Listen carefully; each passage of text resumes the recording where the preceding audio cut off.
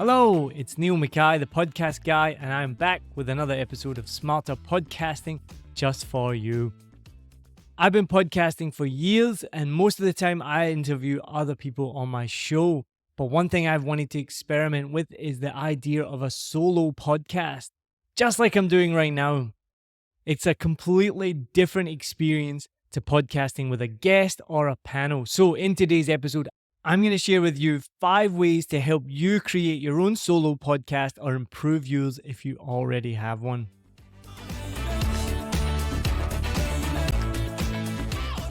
It can be a daunting experience to get in front of a microphone by yourself and talk for however long you want your podcast to be.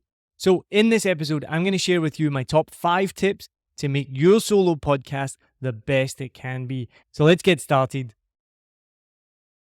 Number 1, spend time to research your topic. Make sure you do your homework and you've prepared your content for your solo episode.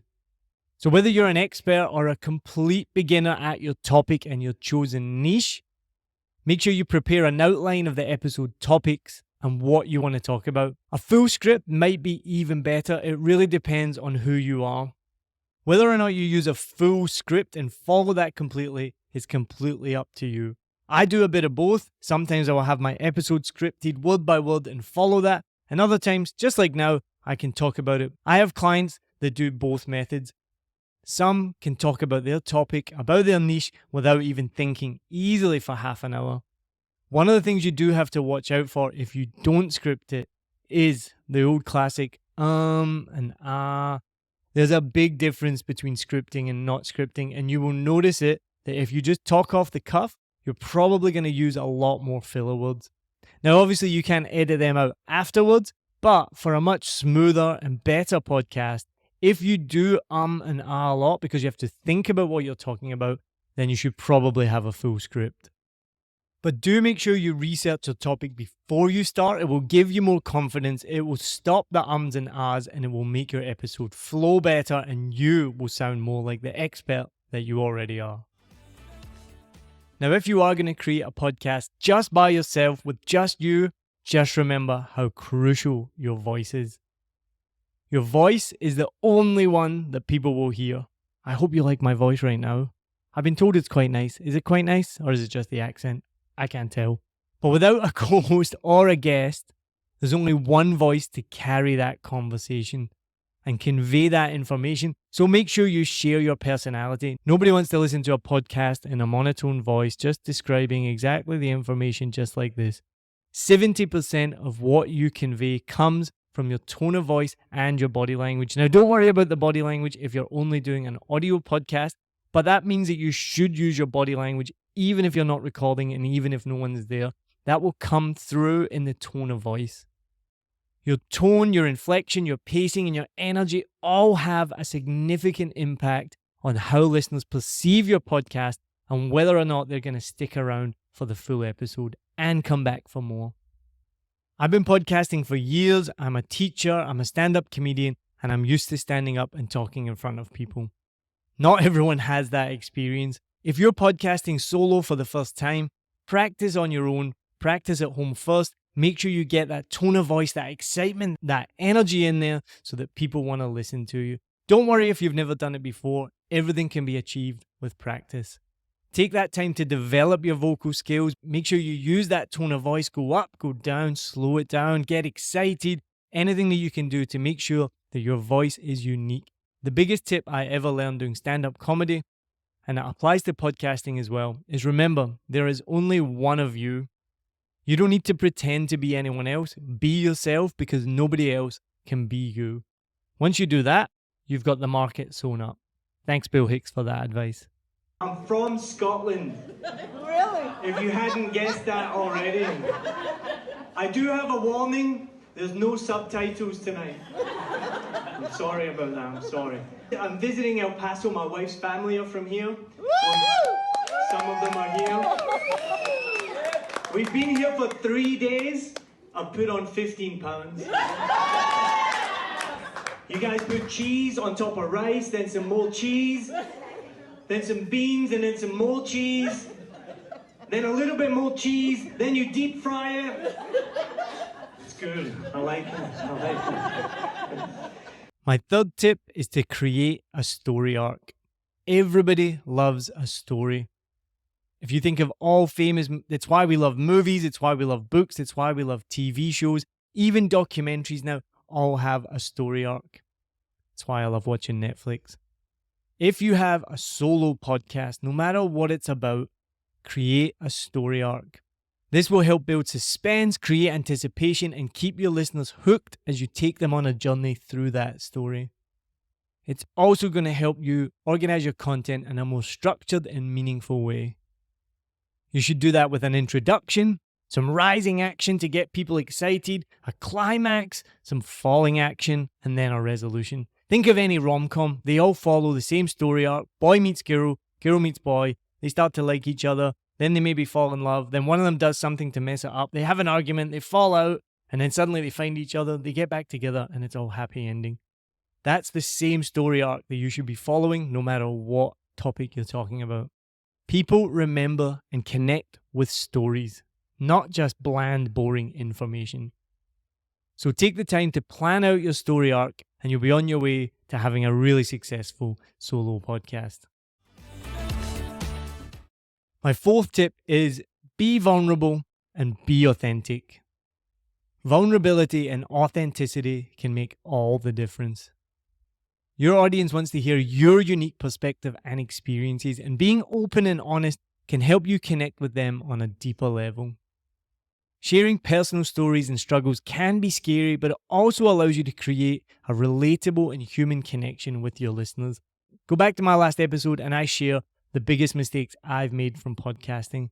Those are embarrassing. This is my full-time job. I should not be telling you the mistakes that I made, including not pressing record on a podcast. But I'm happy to share that with you to show that I'm a real person and I'm not perfect. I do make mistakes as well.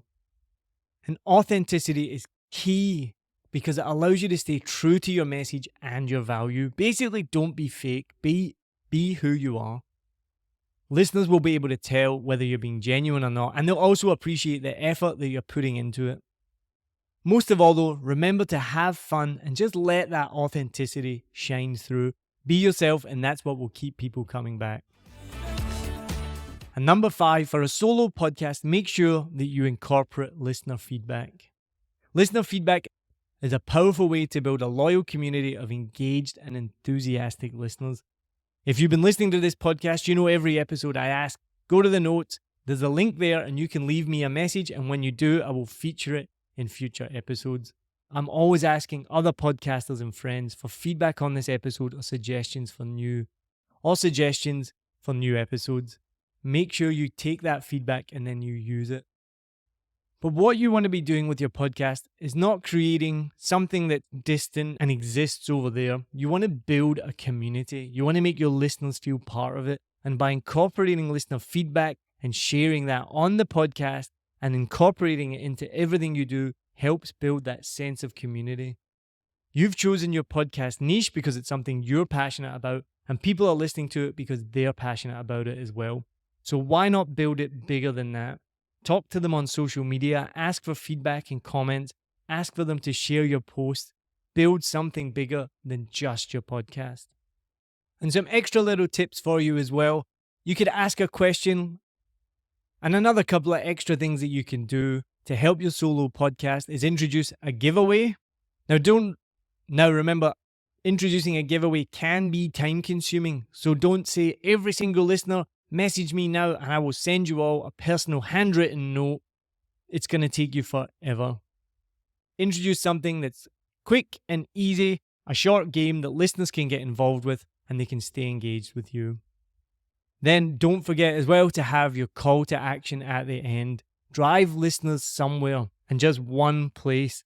So for me, I'm going to ask you at the end of this episode, go to the notes, click on that link, leave me a voice message. What did you think of this episode? What did you think of future episodes? I'll share it on the podcast in future. And the first person to do that, I'm going to give you a free one-on-one consultation call with me. I don't know, is that a prize or a punishment? I'm not sure. But if you want that prize, leave me a message and then you can win it. So you may be thinking, Every podcast I hear has somebody interviewing someone else. There's always more than one person on a podcast. So do solo podcasts do well?